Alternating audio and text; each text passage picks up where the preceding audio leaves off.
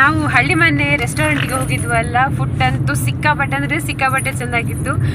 ತುಂಬ ಅಂದರೆ ತುಂಬ ಇಷ್ಟ ಆಯಿತು ನನಗೆ ಮಾತ್ರ ಅಲ್ಲ, ನಮಗೆಲ್ರಿಗೂ, ನಾವು ಯಾರೆಲ್ಲ ಹೋಗಿದ್ವಿ ನೋಡಿ ನಮಗೆಲ್ಲರಿಗೂ ಖುಷಿ ಆಯಿತು. ತುಂಬ ಇಷ್ಟ ಆಯಿತು. ಫುಡ್ ಅಷ್ಟು ಟೇಸ್ಟಿಯಾಗಿತ್ತು. ನಾವಿಲ್ಲಿ ಬಿರಿಯಾನಿ, ಬೊಂಡಸ್, ಪೆಪ್ಪರ್ ಡ್ರೈ, ಹಾಗೆಯೇ ಲಾಲಿಪಾಪ್, ಸೂಪ್ ತಗೊಂಡಿದ್ವಿ. ಅಷ್ಟೂ ತುಂಬ ಚೆನ್ನಾಗಿತ್ತು. ನಮಗೆ ಎಲ್ರಿಗೂ ತುಂಬ ಇಷ್ಟ ಆಯಿತು. ನೀವೇನಾದರೂ ಮಂಗಳೂರಿಂದ ಚಿಕ್ಕಮಂಗ್ಳೂರು ಕಡೆ ಹೋಗ್ತಿದ್ರೆ ದಯವಿಟ್ಟು ಇಲ್ಲಿ ಬನ್ನಿ, ಫುಡ್ನ ಟೇಸ್ಟ್ ಮಾಡಿ.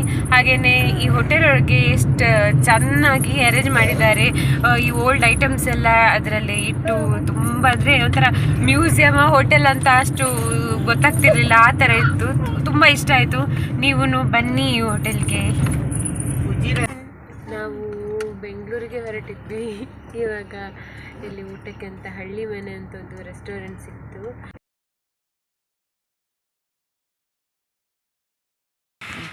ನಾವು ಹಳ್ಳಿ ಮನೆ ರೆಸಾರ್ಟ್ ಫ್ಯಾಮಿಲಿ ಆ್ಯಂಡ್ ರೆಸ್ಟೋರೆಂಟಿಗೆ ಬಂದಿದ್ದೇವೆ. ಬನ್ನಿ ನಮ್ಮ ಜೊತೆ.